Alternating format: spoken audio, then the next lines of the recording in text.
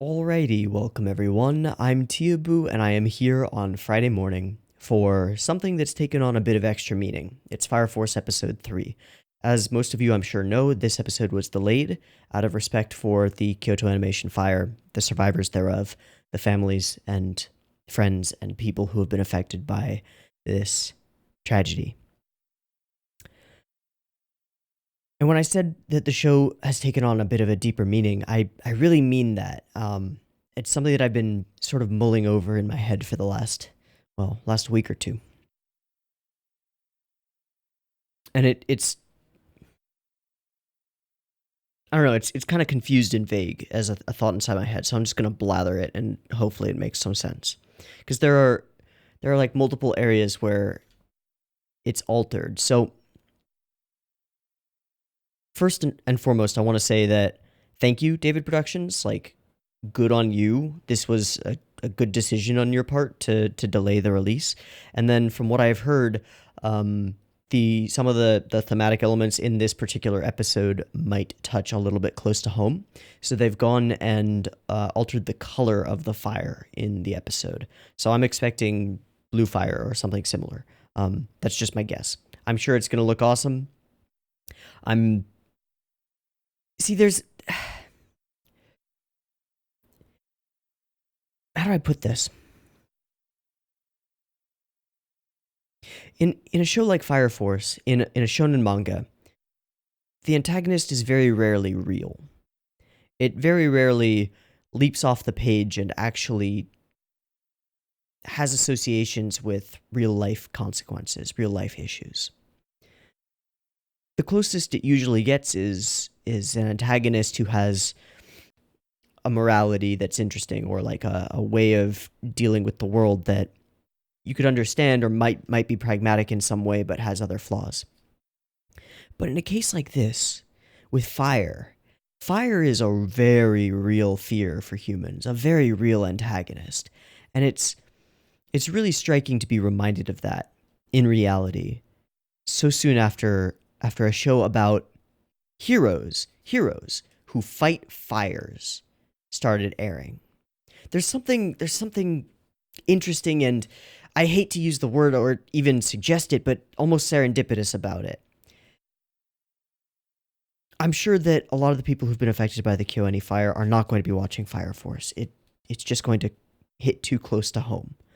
But I suspect for those who are maybe a few steps more removed, that this event, this tragedy, makes us want revenge on the fire. Makes us want to see it pay. Or at least see it defeated by heroes we can root for. There's something else about fire that's, as an antagonist, that's interesting. Most manga like this use rather one-note antagonists that know that they're antagonists and intend to be, or think that they're the good guy but are very much the bad guy. But in the case of fire comes in two forms. Fires start naturally, the way that the infernals appear randomly in the show. And when they start naturally, there's no malice there. A lightning strike on a dead tree that lights up Southern California. I live in Southern California, fire country. My father lost everything in an arson-started fire in 1991 in Santa Barbara. Fire is like, it's a thing. It's something that I've grown up with and has affected people around me. But when a lightning when lightning strikes a dead tree, there's no malice in that. There's no evil to that flame, even though it can cause immense destruction, destroy thousands of acres of land, thousands of homes, hundreds of lives. But fires have a darker side, which is that we've been able to control them, and in doing so we've gained their power. But that power can be misused, and more than that, it can be used with malice, with malicious intent. And that's arson.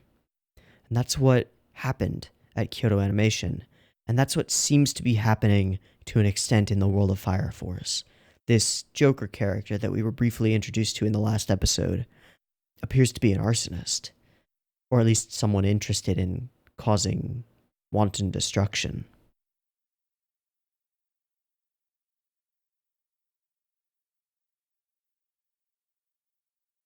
It just seems incredibly fitting. And it makes me wonder if there's ever been a time when reality and fiction line up so perfectly to create sort of an emotional storm in the viewer. Because I'm emotional going into this episode of Fire Force, a shonen manga, a shonen manga adaptation. Like, I'm emotional about it, and it's not because of the show itself. It's because of the subject matter and the reality of it. Suddenly, it's not just fiction anymore. And suddenly, I really want to see our heroes succeed. And I want to see fires quenched. And I want to see arsonists brought to justice. I think that's something that we can all get behind. When I woke up this morning, this is gonna be off on a side note, but when I woke up this morning, someone had posted in my Discord that the fundraiser, the GoFundMe for Kyoto Animation, has reached almost $6 million US, which is amazing, and it's a lot, but it's not enough. Some officials and some people have talked about it and made statements along the lines of, if we don't create a foundation dedicated to helping with this situation, and we don't fund it with a seed of at least a couple of billion yen. 1 billion yen is $9.4 million, I think. At least a billion yen. It's not going to work. So I'm going to put the links in the description to this video. If you have the ability to, please go support Kyoto Animation's recovery. There will also be a link to a Twitter post that will link you to their site where they sell high quality digital images for 240 yen. It's like $2. If you want to get some really, really nice art of Kyoto Animation characters and cool stuff that you like, that's the way to do it. And it is 100% of the money goes straight into their pockets. So I would recommend doing that. I'm going to go and buy a couple of pieces of their art and swap out my thumbnails for all of their shows. Because I'm watching Lucky Star and Hibike right now. So I'm going to go swap out the thumbnails with some high quality Kyoto Animation digital art. So anyway, go support them if you can. It's important. All right, this has gone on long enough. Let's get into Fire Force episode 3. I have it up and ready. It is at 0 seconds. There will be a picture-in-picture version of this reaction video in the description. Timer-based version up on YouTube. Any discussion I decide to do at the end. BB timer at the beginning to sync up with your own version if that's what you want to do. It goes here.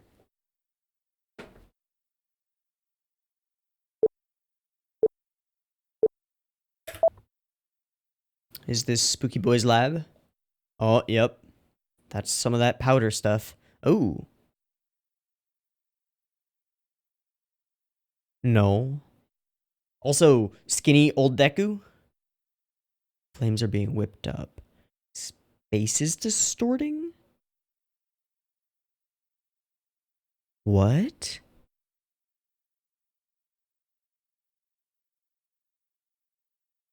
Okay.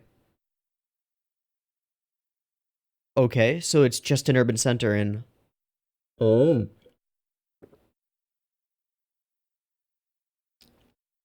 I assume that has something to do with the emergence of infernals. I just want to kill people. Yeah, creepy Deku, what the fuck? I'd like it to continue.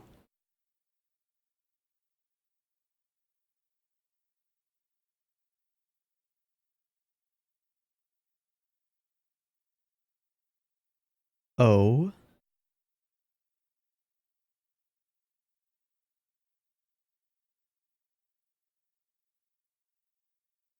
That's interesting.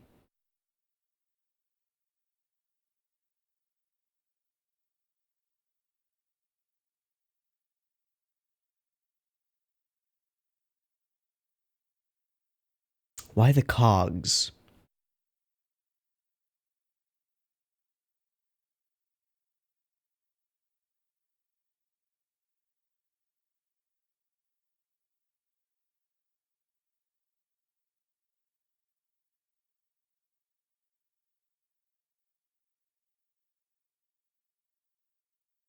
Holy shit, I forgot how good this OP is.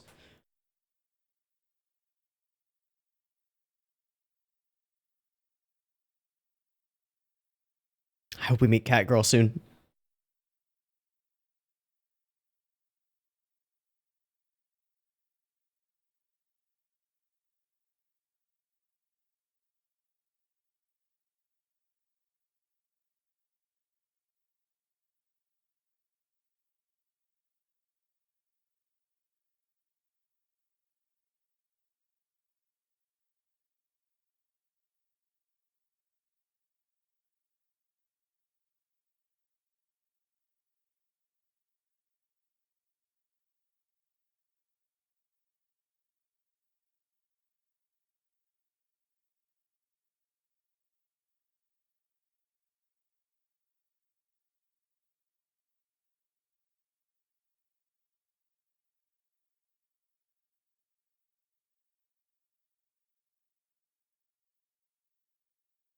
Whew.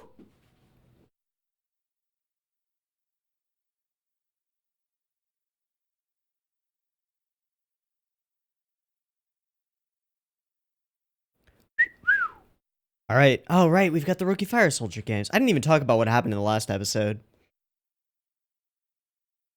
Oh, that's the cat one. Third gen pyrokinetic. Okay. Aye. Yep. Uh-huh. Huh? Oh. 911. Oh, but it would okay, yeah.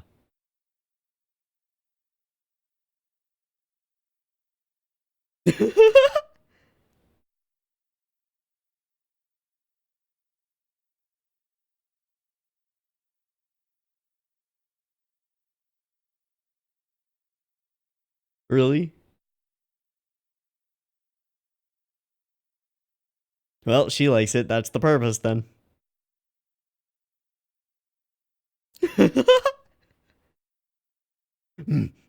Oh, he's observing. So,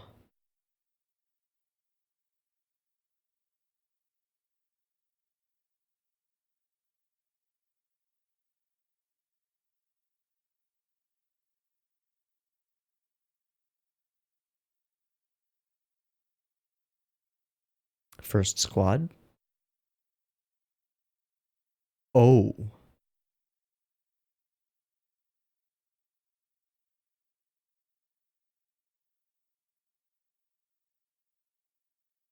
You probably don't remember me.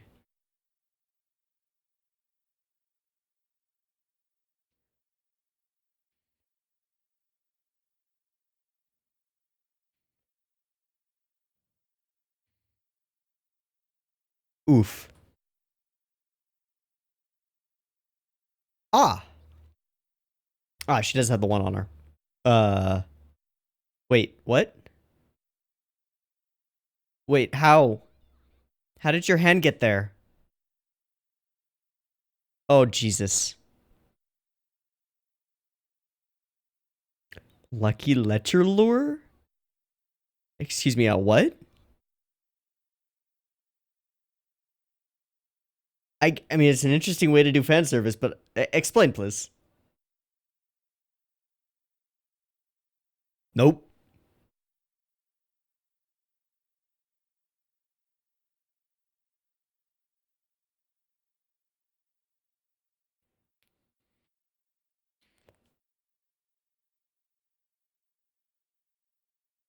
Remember a little kid who couldn't stop smiling?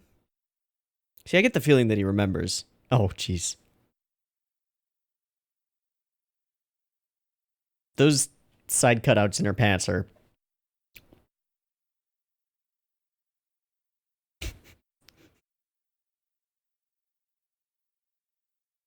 Okay.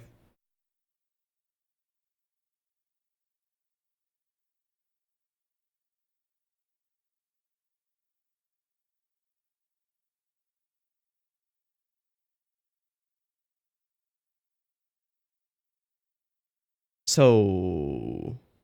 Are all of them pyrokinetics? Ah, that is a big person. Oh, he's real fast. Yeah. Yeah. Yeah. First hint of Katniss. Okay. Okay.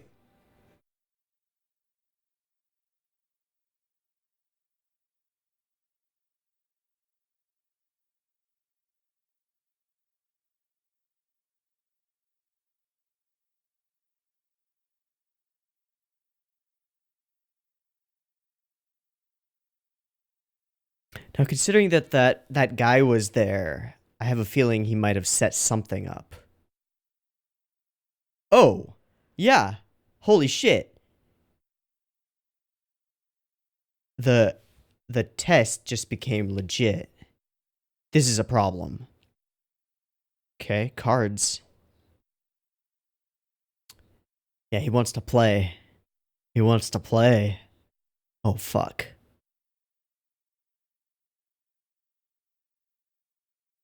Sure. If it keeps you talking.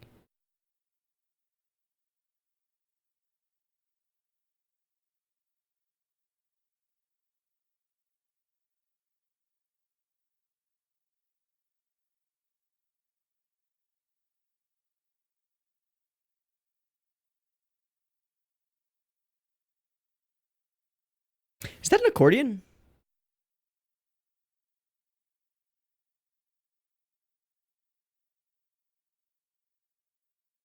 No, I don't think so. I think it's strings.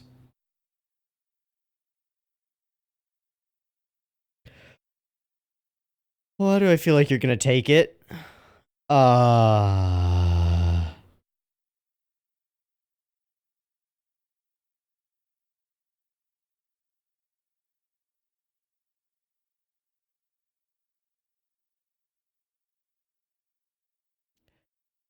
Those were some sick b-boy moves. Powder? Shit.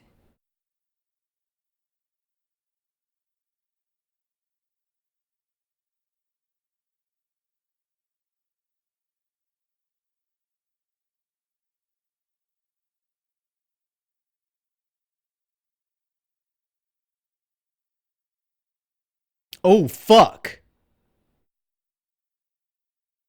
What the hell is this guy? He's clearly pyrokinetic.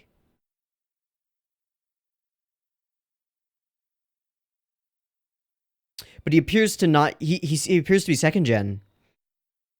Because he seems to continuously use the same flame to generate his cards. Ow!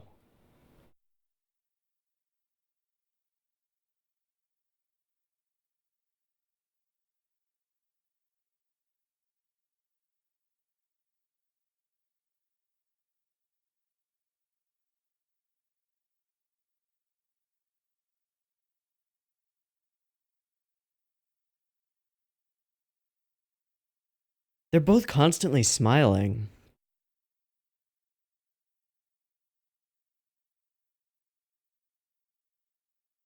Okay.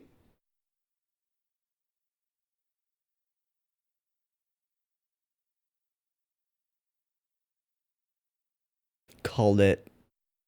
I called it. Go back. I called it. All right.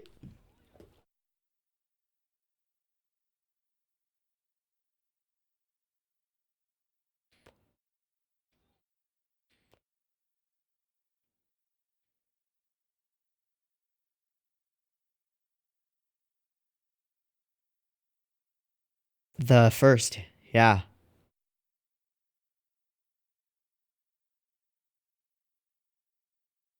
Ah. He recognizes him. That's a good question. I assume he started the fire. Maybe not. Right. And so are we, and now he's gonna leave us with nothing. Damn it. Yeah, of course.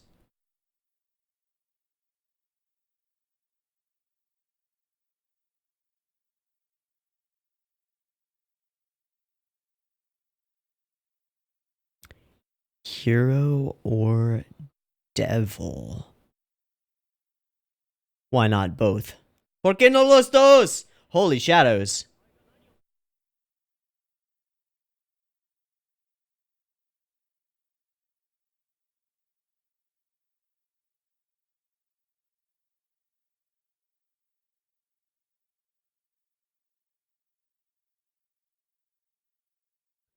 Not when he can change direction midair.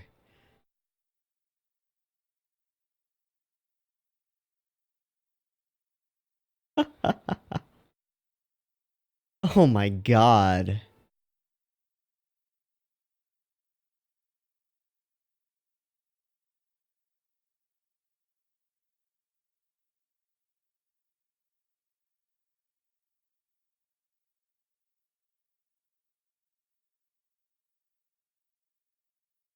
This is dope.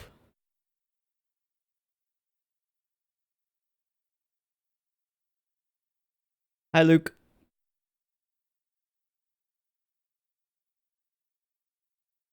I'm just gonna call him Luke. Well, she is our fan service vehicle. I'm okay with this. Look at the little cars at the sides. Mm-hmm. Mm-hmm.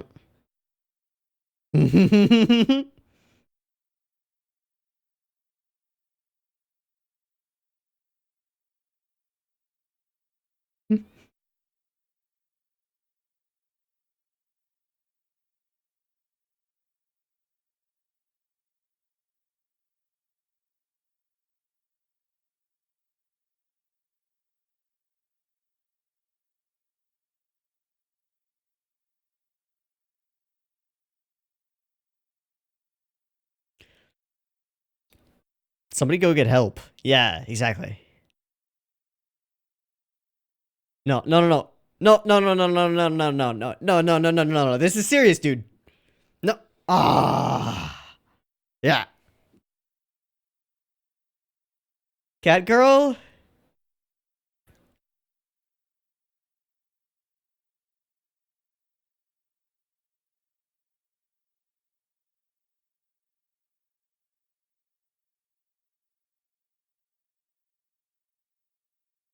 Yeah. Boom. This isn't the rookie games anymore.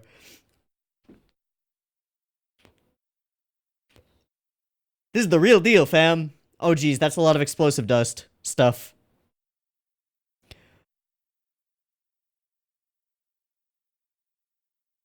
Uh-oh. This whole building.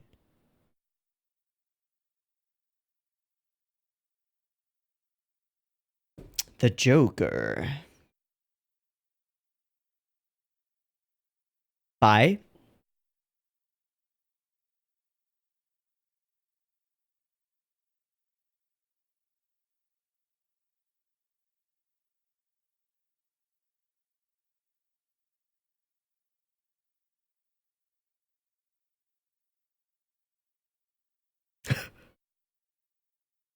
Hey, cat girl, would you tell Arthur to cut through the ceiling, please?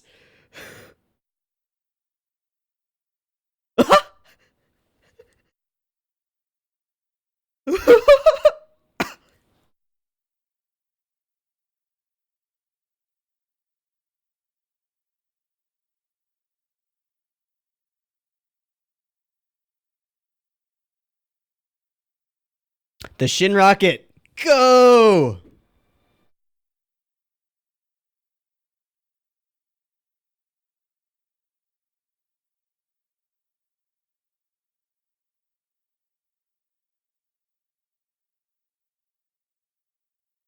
Well, therefore, if I am a devil and I am a fire soldier, why not both?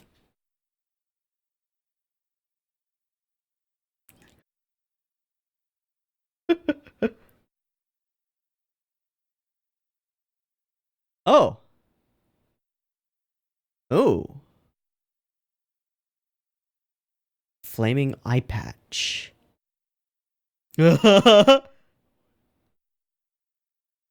Alright, they gotcha.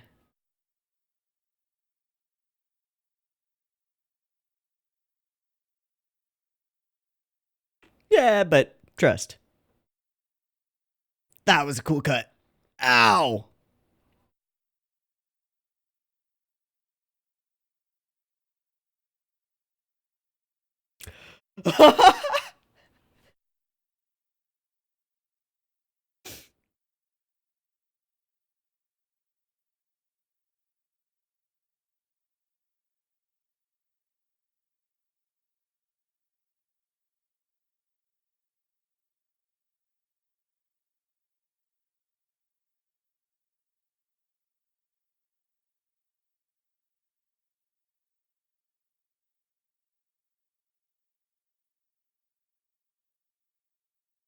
Now he distrusts.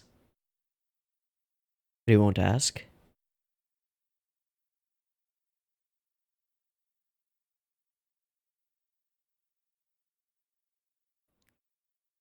Ooh, that's so smart.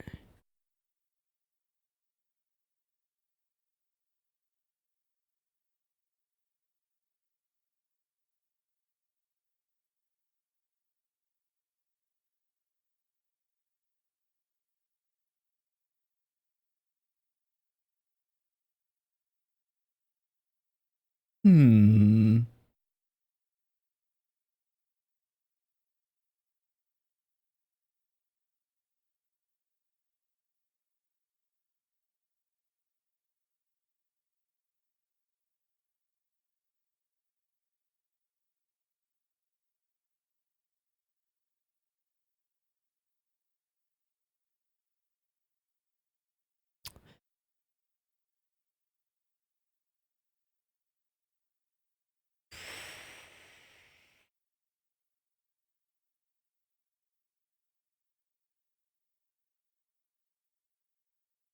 Or are they covering up that the bureaucracy running their perpetual energy machine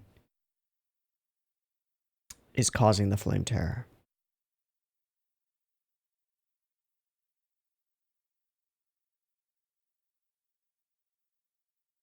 Yeah, every section is different. That's why we had the section at the beginning talking about the 8th.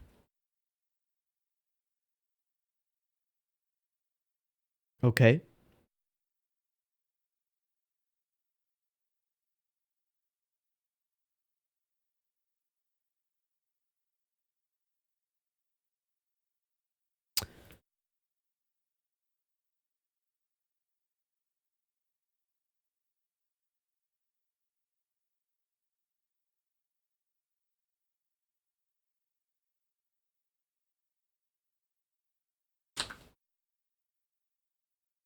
Ah.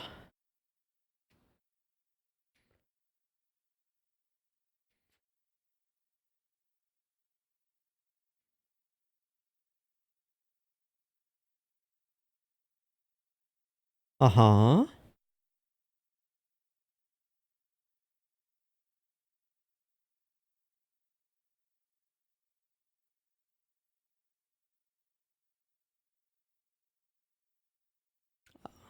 Huh. Interesting coming from someone who's had his accolades stripped from him twice for not following regulations.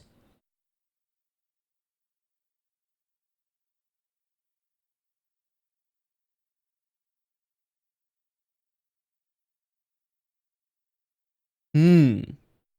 Hmm. Mm-hmm. Perfect. Perfect.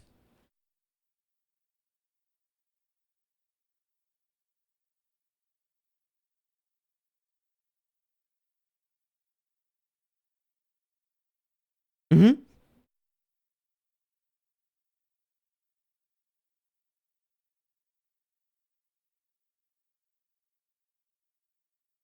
Cool. And just the blue bands that link them together.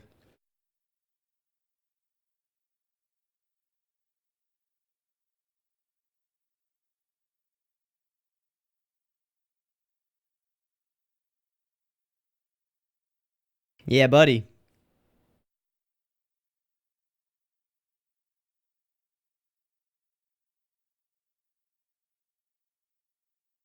Okay. Guess prediction. the Holy Soul Church is the in charge of covering everything up, while Hajime Industries is the one doing the perpetual energy thing. There's always a cost to perpetual energy. Can't do that.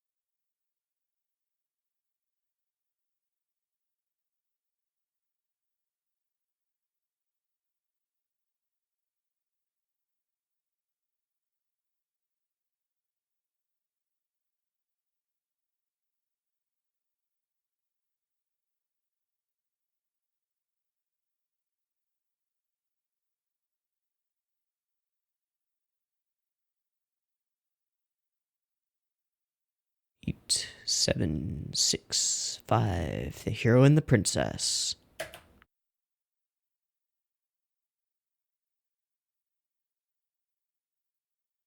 Don't know who that could be. Okay.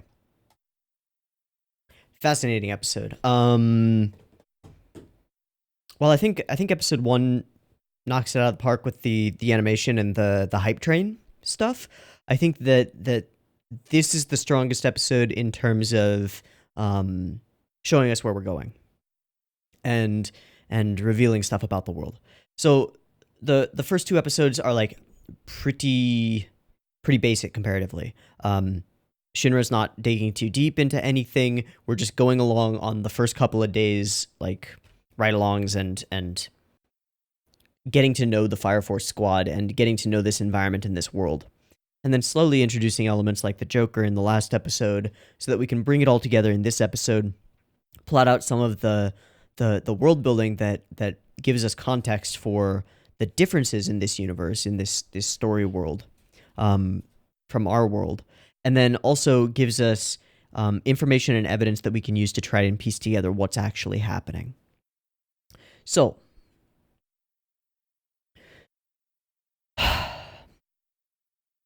do I want to talk about what was done or how it was done more?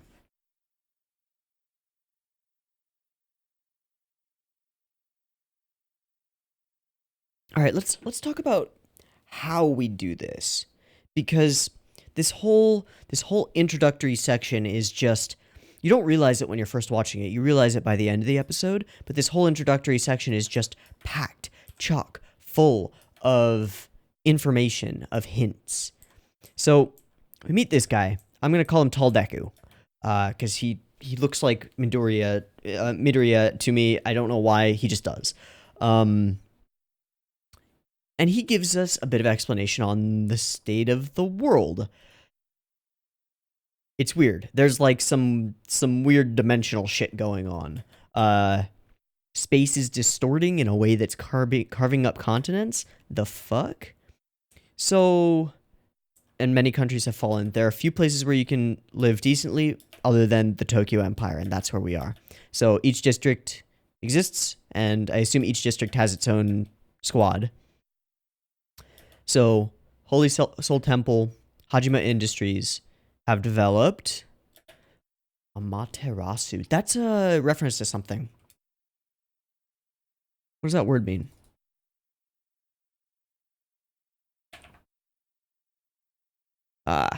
This is... Oh, it's in Type Moon, yeah.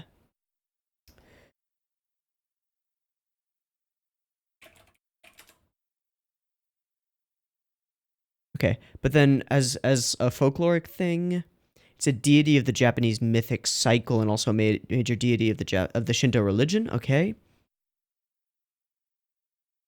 Deification of the sun. Goddess of the sun, agriculture, weaving light, the state of Japan, and the universe. Aha. And mistress of Takamagahara? Okay.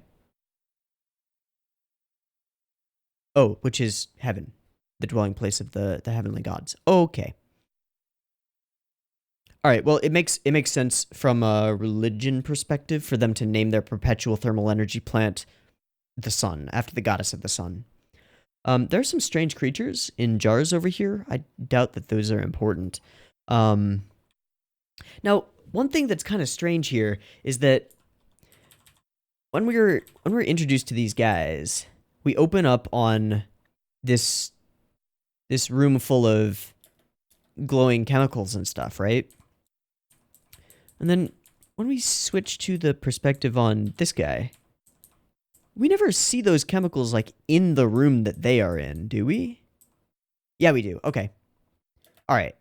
So, maybe this is just a flub or unintentional, but, like, the way that this is, that this is done, we open on this room with all these glowing bottles, right? And then we talk for a bit with our two bad boys. And then we go to another room when we're talking about Amaterasu, the perpetual thermal energy plant. We go to another room, or the same room, full of glowing bottles. Right? Like, in terms of the way it looks like that's in the space where they're talking, but I'm a little bit confused by it.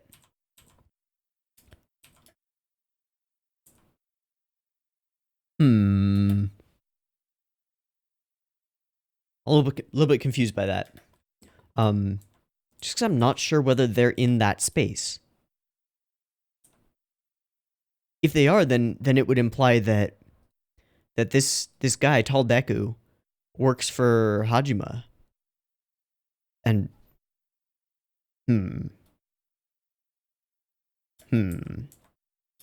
Okay, so then we talk about the Eighth Company. They're aware of Shinra's existence and who he is to an extent.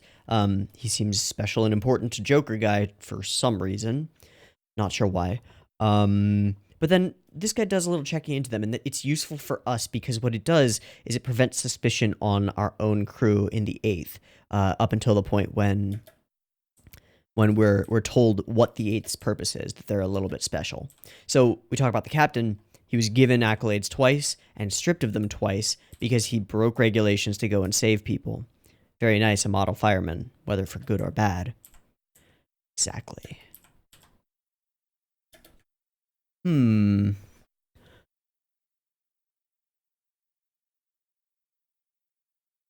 Interesting. The four-lobed gears on his... I mean, they're like the only symbol we get for him at this point. Besides Joker, cards, stuff like that. But the four-lobed gears are reminiscent of the four cutout cross. It's interesting. You could say the Eighth... What does he say here? Yeah, has been built up on the strength of Oi's character and magnetism. Makes sense. Different beast entirely. Moshiroi. Yeah. All right, then we get the Glorious OP, which is amazing, as usual.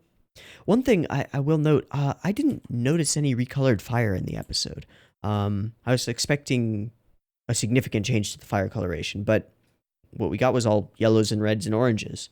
So, I don't know what it was going to be before that, but okay. So we open up and we've got the rookie games thing. I actually totally forgot that this was happening, but yay, it's happening. Then we get to meet our cat girl, and she's real cute and also a vehicle for fan service. And apparently there's something about her that causes men's hands to just find their way into her pants and underwear. Just does. Like, I don't understand how this happened. Oh, he was reaching out and she jumped in front of him. Oh. And that.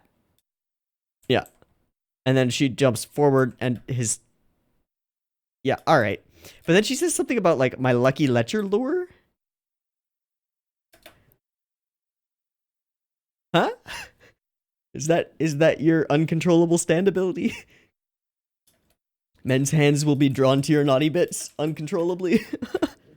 Alright, so... we learn a little bit later in the episode that the church is deeply invested in the first company. which is the company that he's in and the company that Catgirl is in. I assume that Catgirl will eventually be our in to the company to give us information, maybe. But we'll see. So it's heavily implied that the captain does remember him. It was a pretty interesting event. Like, I have a feeling he would remember. And he sort of brushes it off. I don't buy his brushing it off. I don't buy his dismissal. Like, yeah, but lots of fires happen every year. There's no way I'm going to remember the fire that took your home. I don't buy that. I think you would remember a kid with flaming feet who couldn't stop smiling. So there's a lie here already. And it's helped by these side shots. Yeah. Yeah. Most definitely. So, Haijima. Gonna simulate a fire scene. Got a homeboy dressed up as an infernal. But there are much worse things going on. I'm trying to think of another example. I know that there are multiple examples of like training missions that become legit. That accidentally become much more serious. But I can't think of one off the top of my head. It's a pretty classic thing, but a good one. And in this case, we get our villain entirely in control of this situation, which is super fascinating. We walk in, it's already a done deal. It's already a done deal. He's like, "Welcome to our playground. Let's play." He has all of the information, and Shinra wants to know it, and he knows that. He has all the power, and Shinra doesn't have the ability to defeat him right now, and he knows that. He's here to tease him, to play with him, to toy with him, and to get him interested in finding the truth, which is intriguing because it implies that perhaps this Joker guy is... Perhaps there's an underlying morality to what he's doing, in terms of like bringing down a corrupt institution, but he's doing it from outside the law and with no compunctions about loss of life or bad juju. Essentially, he's a vigilante. Calling him the Joker is not wrong, I think, because when we say the Joker, it's Batman that we're referring to. I assume, even if you're Japanese, that you know that you know what we're talking about there. And the Joker's always been an interesting character because he embodies chaos. But that's even a little bit of a lie for the Joker. It's not so much embodying chaos as wanting to bring down...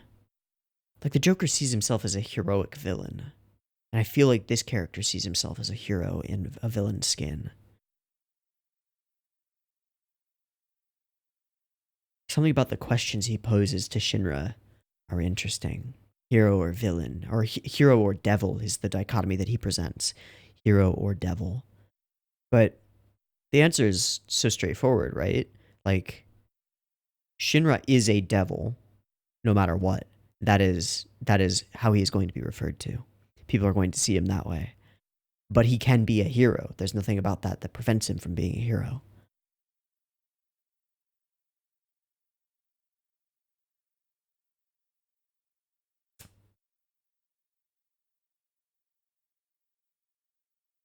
In fact, it's the fact that he's a devil, the fact that he's able to tap into those deeper powers that make him even capable of the heroism that he's already shown and can show. It's interesting. It's interesting.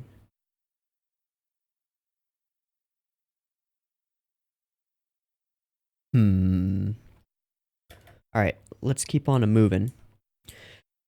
So, as far as powers go, this guy seems to have the ability to manipulate flame.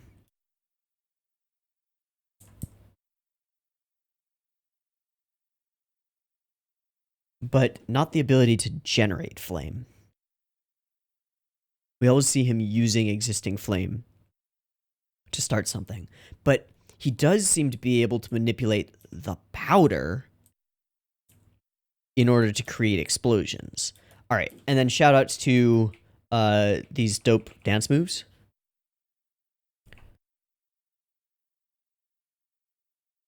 So what does he do here? Does he do like an air flare into a head spin? Yep, pretty much. Actually, it's just a flare, not an air flare. Let me see. I used to breakdance. I'm really bad at it. But there were some people who I was with who were much better than I am. Yeah, that is a flare, except a little bit different. And then rolling onto his shoulder, and then up onto the head into a head spin, like so. Yep. That is how you would do a head spin. And then he transitions from a head spin into air flares. That's what those are. Yeah, that's an air flare. And then down into a landing and then a sweeping kick. And then another flare. So that one where your feet go low and your face is up, that's just a flare. So, yeah. And then sweeping kick. And then he does this flare. Swings the legs underneath his own hands. Yep. Boom. And spin. And up we go. That's actually an ice skating move. They drew from a lot of different places for this.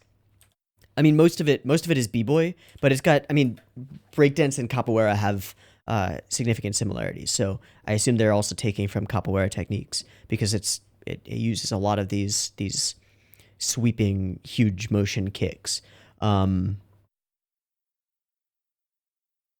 Yeah, but then this spin at the end where he like is in, I forget what that position is called for an ice skating spin, but that's a skating move. Spin up and then you would lock your arms and like do, you know, yeah. Just waiting for him to do a triple axel.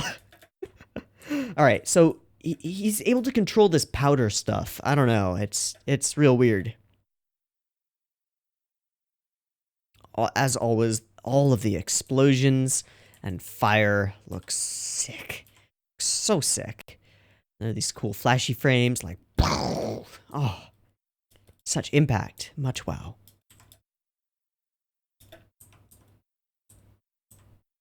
So he throws cards, and then we get this sequence. Oh my god. So we flip between two ultra close-ups of each of them in this, like, this really heavily, not cross-hatched, but like line-shaded style.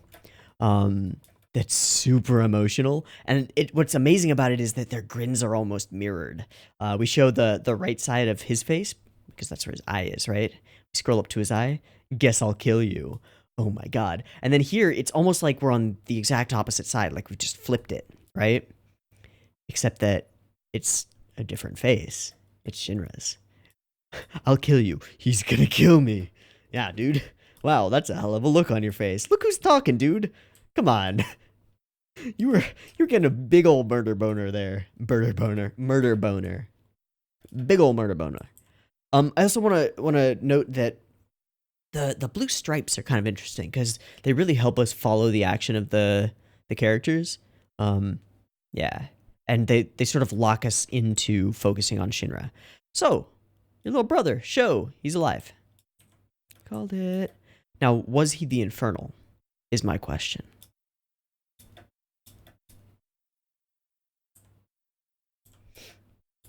I don't think so. I think it's more of a cover-up that he was taken to the church. Yeah, I think it was a cover-up. I think he was taken to the church. Because we talked about the first being super tight with the church. Captain's hiding it from him. Yeah. But why? Was there something special about his family? Did they know that the both of them were going to be incredibly powerful pyrokinetics? Or is it something else? Is this just the way that they go about harvesting kids for the church?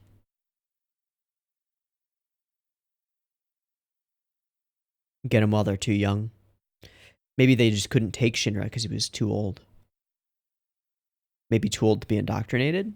Ooh. All right, I'm just theorizing at this point. It's pretty much worthless to do so, I think. So, You think maybe someone is hiding something? I do, actually. So he has this moment where he thinks of that, and yeah, it rings a bell.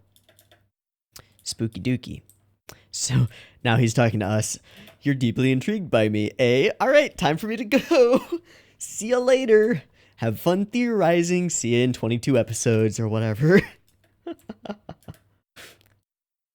I'm sure I'll be back. Are you ready to stop? This shot. The shadow across. Oof. And this accent, this glow from this red light to accent it. It's the brightest thing in frame. It's cool. It's real cool. Hero or a devil, you say. Cool shadow. The fact that it just sort of rocks back and forth is a little, but whatever. So, flying kicks. Oh my god. How did you do that? Ah, that's how. It's a super bright frame to transition through it. Yeah. Oh. The sense of space. It's great. Fantastico. Oh. Fire. Animation. And he's just excited. He's having a good time. So then our other homies come. We get another fan service joke, and she's cute.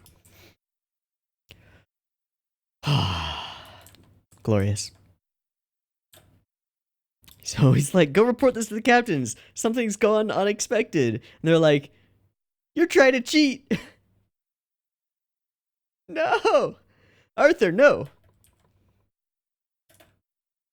I'm not sure exactly what the extent of her abilities are. She seems to be able to manifest like 2 tails or tendrils with really long, like pretty significant distance. She's able to go from floor to the ceiling and through it and exert significant force with those. Boomsticks away. See you later, boys.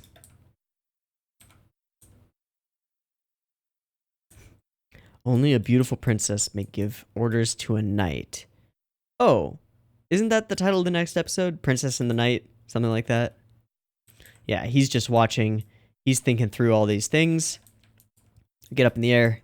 Gotta save everybody. We save everybody.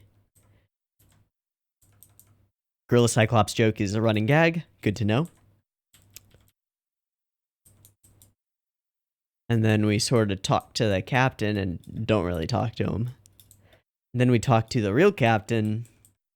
He's like, yeah, everything's weird in the Fire Force stuff. We're actually a secretly created cell organization that's attempting to investigate what's really going on under the, behind the scenes in the Fire Force. This is interesting. There's a clear, straightforward antagonist who could be changed up on us, and we could get a twist that he's not actually that villainous, or that he's more villainous than we could ever imagine.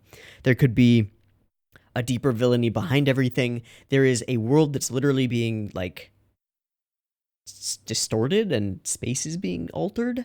There's a perpetual energy machine, which, when I hear perpetual energy, I think consequences and black holes. And spatial distortion, and also time distortion. I think bad juju when I think perpetual energy machines, because that's how they go in fiction, right? So I get the feeling that it's a bit of a commentary, right? Like, resources are finite. A perpetual energy machine with effectively unlimited resources has to draw from somewhere, and so it's drawing from the populace. It's also potentially a commentary on, like, overuse of resources, because, when we deforest land and do other bad juju to land, or deplete it of its resources, we leave room for natural disasters like mudslides and fires and anthropogenic climate change.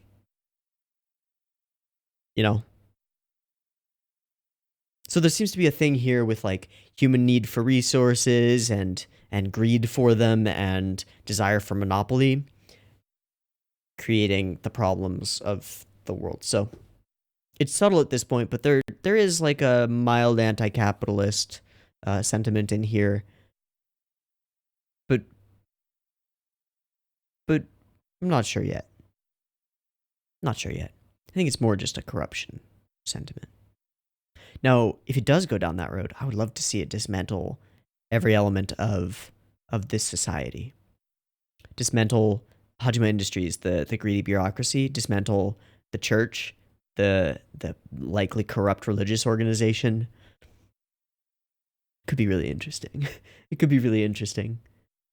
And now we've got a crew to root for sure. A team of people that we know we can trust. We know that we can at least trust Shinra and Obi. Beyond that, I haven't been given any reason to distrust any of the rest of the squad, and if Obi trusts them, I'll trust them. So, great. Great.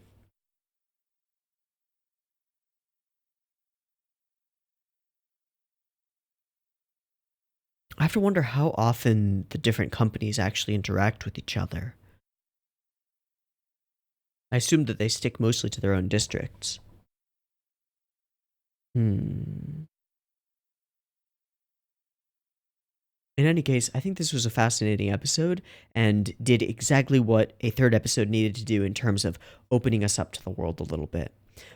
Using this rookie tournament to introduce multiple new characters, introduce world building, introduce like a bunch of elements. I wonder if the 119 trio will be important in any way.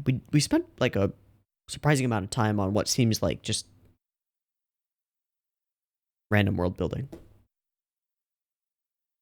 In any case, I really enjoyed this episode. I'm gonna throw links to the KyoAni stuff in the description. Check that out if you're amenable to doing so.